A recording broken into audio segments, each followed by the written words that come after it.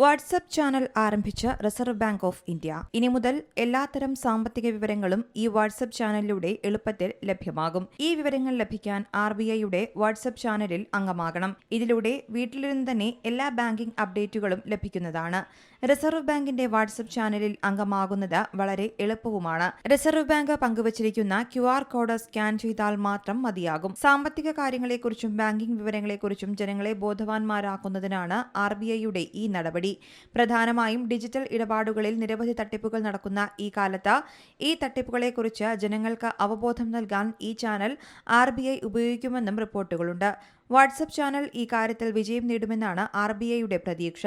അതേസമയം കോടതി ഉത്തരവുകളില്ലാതെ അക്കൗണ്ടുകൾ മരവിപ്പിക്കാൻ ബാങ്കുകൾക്ക് അനുമതി നൽകണമെന്ന് ഇന്ത്യൻ ബാങ്ക്സ് അസോസിയേഷൻ RBIയോട് ആവശ്യപ്പെട്ടിട്ടുണ്ട്.